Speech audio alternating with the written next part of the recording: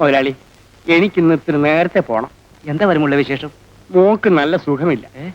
ഓമനിക്ക് എന്ത് പറ്റി? ഇന്നലെ രാത്രി നന്നായിട്ട് പനിച്ചു.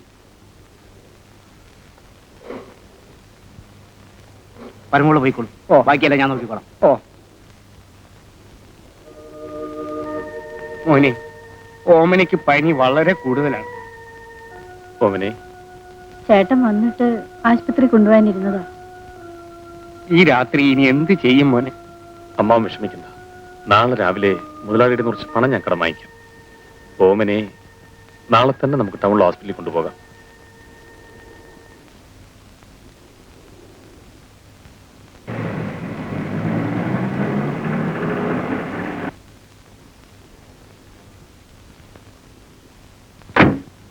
നിങ്ങളോടൊരു കാര്യം പറയാൻ വേണ്ടി വന്നാണ്. എന്ത് കാര്യം? ഞങ്ങളുടെ മുതലാളി നിങ്ങളൊന്ന് കാണണമെന്ന് പറഞ്ഞു. നിങ്ങളാരാ? അതെല്ലാം അവിടെ വന്നറിയാം. കാർ നിർണയിച്ചിട്ടുണ്ട്.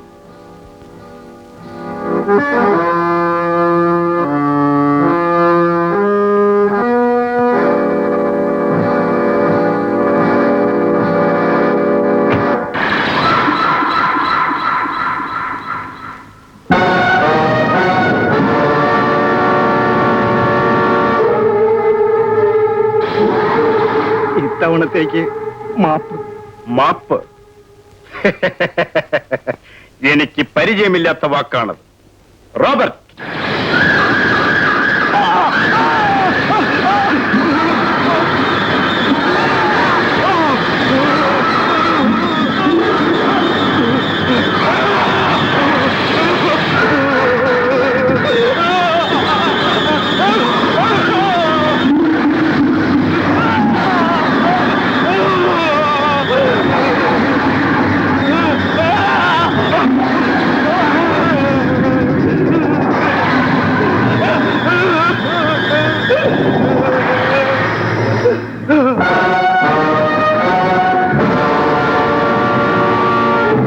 കൊണ്ടുവയ്ക്കോ.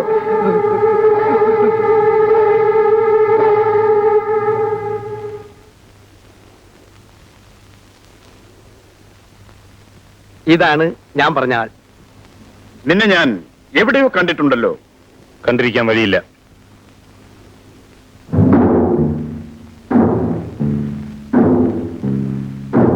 ഫാക്ടറിയിൽ നടന്ന സംഭവങ്ങളെക്കുറിച്ച് ഖാദർ എന്നോട് പറഞ്ഞു. വീരന്മാരെ എനിക്കെപ്പോഴും ഇഷ്ടമാണ്. കൺഗ്രാറ്റുലേഷൻസ്. നിങ്ങളുടെ സ്നേഹത്തിനും അഭിനന്ദനത്തിനും വേണ്ടിയല്ല ഞാൻ അങ്ങനെ ചെയ്തത്. മര്യാദകൾ എവിടെ കണ്ടാലും ഞാൻ എതിർക്കും. Very good. നിന്നെപ്പോലുള്ളവരുടെ സേവനമാണ് എനിക്ക് ആവശ്യം. മനസ്സിലായില്ല. ഇന്നലെ വരെ ഒരു നിസ്സാരമായ ശമ്പളത്തിന് ജോലി ചെയ്തിരുന്ന നിനക്ക് ഇന്നു മുതൽ ആവശ്യമുള്ള പണം ഞാൻ ശമ്പളമായി തരാൻ പോവുകയാണ്. ആവശ്യമുള്ള പണമോ? യെസ്. അതിനൊക്കെ ജോലി? സമൂഹം നിഷിദ്ധമെന്ന് കരുതുന്ന എല്ലാ ജോലികളും നാം ചെയ്യേണ്ടി വരും. ഓഹോ, കള്ളക്കടത്തായിരിക്കും. ആ, സാധാരണക്കാരുടെ ഭാഷയിൽ അതിന് കള്ളക്കടത്തെന്നും പറയും. പക്ഷേ പറയുന്ന ലാഘവത്തോടെ ചെയ്തു തീർക്കാവുന്ന തൊഴിലല്ലാതെ.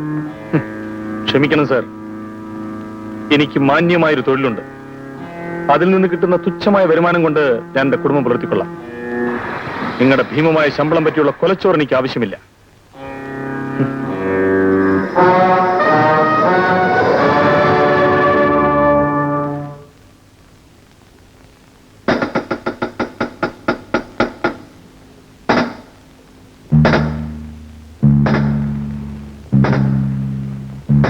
എന്നെ കൊല്ലാൻ ധൈര്യമുള്ളവർക്ക് എന്റെ മുന്നിൽ വന്ന് എതിർക്കാം.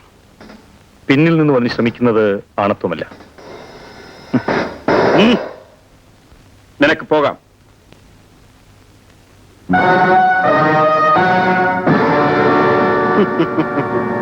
അവന്റെ മാന്യമായ ഒരു തൊഴിൽ. ഈ കുട്ടിക്ക് തലച്ചോറ് സംബന്ധമായ അസുഖമാണ്. ഉടനെ നല്ലൊരു ഡാക്ടറെ കാണിക്കണം. വൈദ്യരെ, താമസിക്കണ്ട, ഉടനെ വേണം. ഞാൻ വരട്ടെ. മോളെ, ഓമനെ, ഓമനിക്ക് മോള് കരയാതെ. വിജയൻ ഇപ്പൊ പണവും കൊണ്ടുവരും. എന്നാൽ ഉടനെ നമുക്ക് ഇവിടെ ഡോക്ടറെ അടുത്ത് കൊണ്ടുപോകാം. അഡ്വാൻസ് വേണം പോലും. നീ ഫാക്ടറിയിൽ ഉണ്ടാക്കിയ കുഴപ്പം ഈ സ്ഥാപനത്തിന്റെ നിലനിൽപ്പിനെ തന്നെ ബാധിക്കുന്ന തരത്തിലായിരുന്നു. നീ ഇത്രയ്ക്ക് ഉത്തരവാദിത്തമില്ലാത്തവനെന്ന് ഞാൻ ധരിച്ചില്ല. ഞാൻ പറയുന്നൊന്ന് കേൾക്കണം സാർ. എനിക്കൊന്നും കേൾക്കണ്ട. ഇനിയും നിന്നെ ഈ സ്ഥാപനത്തിൽ ജോലി ചെയ്യാൻ അനുവദിക്കില്ല. Sir, you may go out.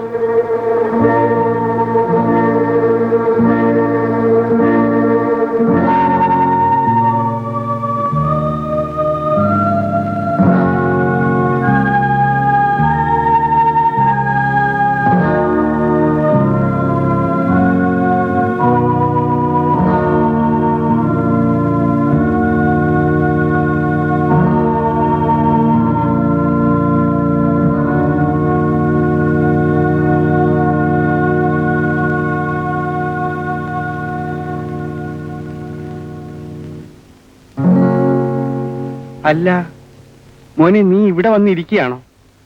ഓമനയ്ക്ക് അസുഖം കൂടുതലാണ്. ഉടനെ ഡോക്ടറെ അടുത്ത് കൊണ്ടുപോകണം. നീ എന്താ ഒന്നും മിണ്ടാത്തത്? എന്റെ ജോലി നഷ്ടപ്പെട്ടു. ഏ? ജോലി നഷ്ടപ്പെട്ടെന്നു? അപ്പൊ എന്റെ മോള് ഉടനെ നല്ല ഡോക്ടറെ കാണിച്ചില്ലെങ്കിൽ എന്റെ മോളുടെ ജീവൻ അപകടത്തിലാകുമെന്നാണ് വൈദ്യര് പറഞ്ഞത്. ഈശ്വര, എന്നെ ഇങ്ങനെ പരീക്ഷിക്കണോ? അമ്മാവും വിഷമിക്കണ്ട. ഓമനെ നമുക്ക് വലിയ ഡോക്ടറെ കാണിക്കാം.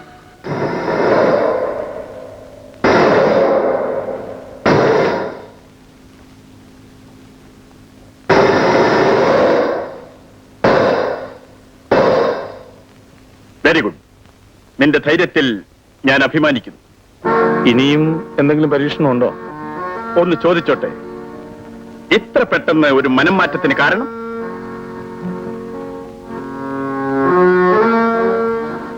എന്റെ ജോലി എന്താണെന്ന് പറയണം.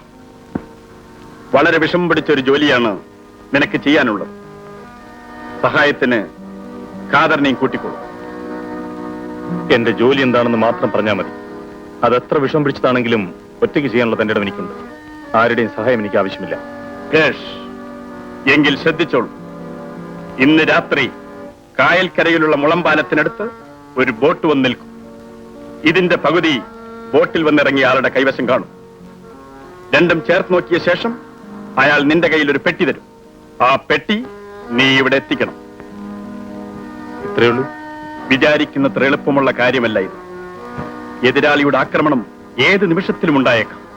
അക്രമങ്ങളെ നേരിടാൻ തീരുമാനിച്ചു തന്നെയാണ് ഞാൻ വന്നത്. ആ, നിനക്ക് ഡ്രൈവിംഗ് അറിയാം? അറിയാം. Very good. എല്ലാ ഏർപ്പാടുകളും ഞാൻ ചെയ്തിട്ടുണ്ട്. ഇന്ന് രാത്രി കൃത്യം 12 മണിക്ക് നീ അവിടെ എത്തിയിരിക്കണം.